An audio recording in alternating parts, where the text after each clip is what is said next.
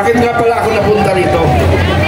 Napunta ako po rito, pinadala ako ni Kapitan General Clemente alias Dado. Nakilala niyo po ba? Kilala niyo?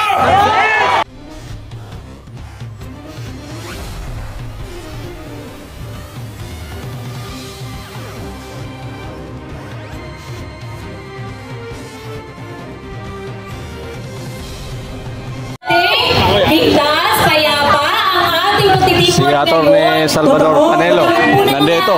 Nandito po sa gilid at nandito sa yung mga nasa dulo po. Panatiliin po natin na kayo po ay payapa po dyan. Hindi po na po tayong masiksikan. Para po makapagsama-sama po tayo. Wala pong tulakan. Siyempre, mainit pa rin ang panahon. So, huwag po tayong magkumpul-kumpulan. Para bisa. Gawa ko po ito. Ako ay 72 years old. Tumulong po ako na iboto si Bongbong Marcos. Kaklase ko po sa elementarya, si Lisa Araneta. Lisa, you were born and you were raised in a Catholic school. Bakit parang wala kayong mga Diyos ngayon? Si Tess Venus ito. Ka Eric, nandiyan ka ha? Hello, Ka Eric. Ito ang aking ginawang poster. Kasi baka sabihin na naman nila, nagpabayad tayo. Hindi po. Umiyak ako at nag-depress ako ng several days. Kaya hindi kami nakapag-Bible study. Ang nasa hanap nito, balik si Tatay Rodrigo Duterte at ang Dito naman partner, meron tayong mga kapatid na galing sa Cebu.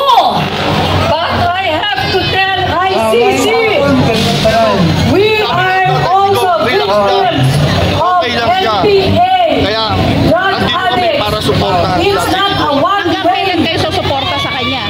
Duterte hanggang sa huli. Anong pangalan niya? Ilang taon na kayo? Hindi lang EJK. Aris ano? Maraming biktima ng 49 years old. abuso ng mga drug addict, pusher, Ang trabaho mo? terorista. Saan po kayo? Duterte! Duterte! Partner, meron tayo dito mga bagong dating natin galing ng Cebu. Okay, ano? Ang mensahe nila? Mensahe niyo po, sir. Anong titik? Electrician ako eh. Kailangan ko kayo. Lahat na pwedeng Pero ngayon, gawin natin. Hindi pwedeng nasa bahay lang tayo. Kung pwedeng lumabas tayo, ipakita natin yung suporta natin. Kasi hindi tayo Pilipino na walang kwenta. Duterte! Duterte! Oh, partner, meron ako dito. Representative ng OFW. Ma'am? Ako po si JJ Aceto from the OFW Global Movement for Empowerment. Dugot pawis ang pinuhunan namin para kay Tatay Digong para manalo siya. Dahil naniniwala kami sa pagbabago. Tunay na pagbabago. Pero ngayon, nasayang ang mga taxes remittances namin. Dahil adik pala ang gobyerno natin. Ibalik niyo si Tatay Digong kung ayaw niyo na bumagsak ang ekonomiya ng Pilipinas! Duterte! Partner! Ayan, partner, meron naman tayo dito. Hi, you can call me Mysterio from TikTok community.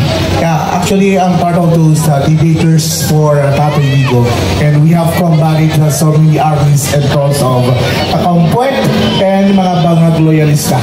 Okay, but this day, this will be the first day of their reckoning.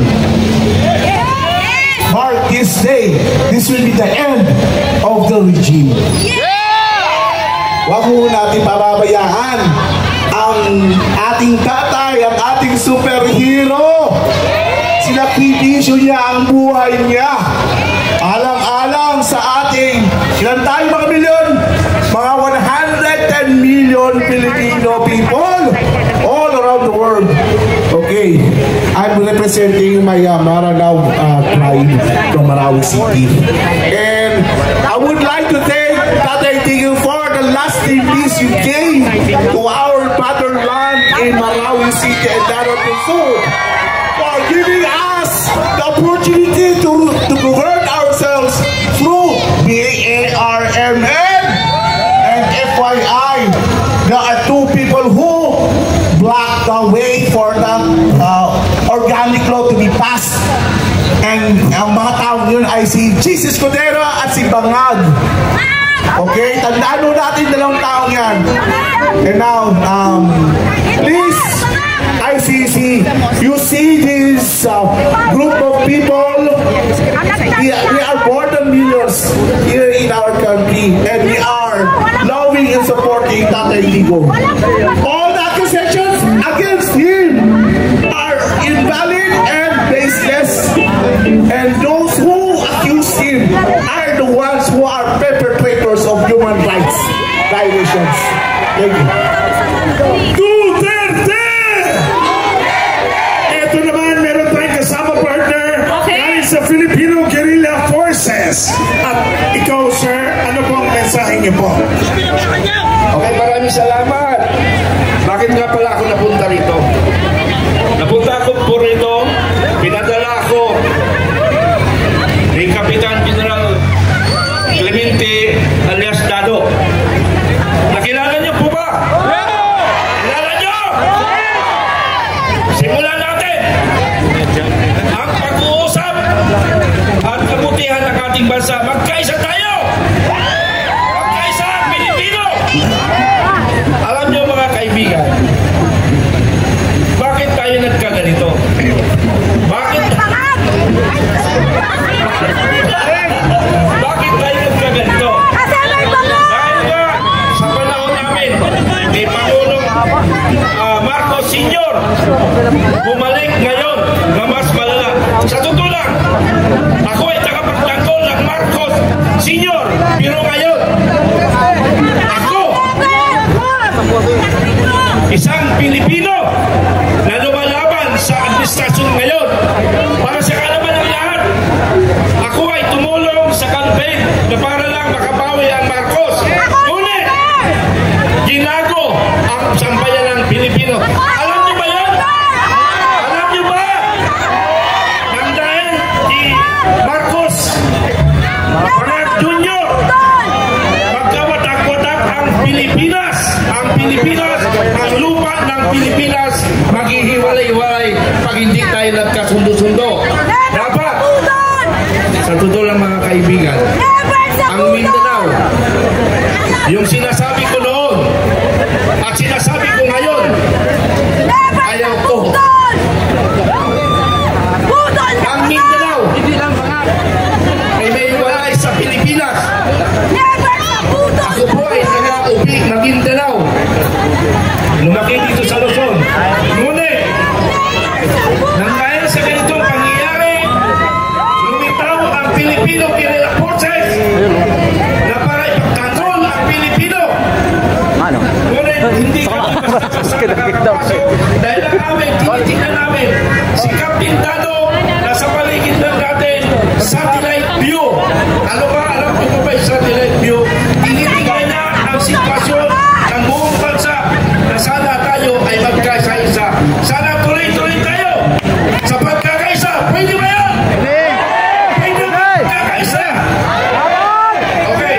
Sa mga kababayan ko, magkaisa tayo. Sana ang Pilipino, hindi tayo magkawatak-watak. Isang buo, isang Pilipino. Maraming salamat. Pilipino Guerrilla Forces. Nagtatanggol sa inyo. Duterte!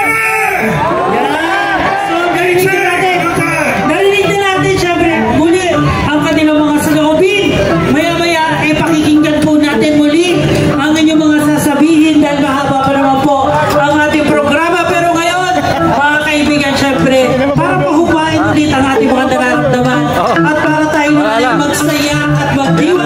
Ladies and gentlemen, ito na, hindi na natin kailangan pang i-intro dahil alam naman natin ang iniibig natin. Kasi, ayan na. Kaya iniibig natin kasi nga, lagi natin sinasabi, halina, sumaya.